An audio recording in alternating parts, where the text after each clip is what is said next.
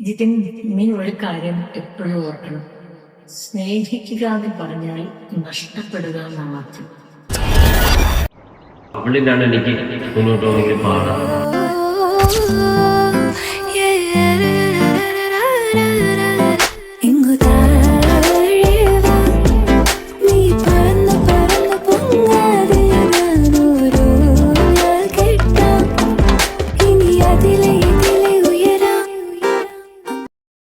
നിന്റെ അഹങ്കാരത്തിൽ ഒരിക്കലും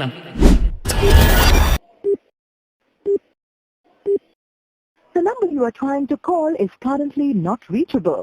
Please try again later.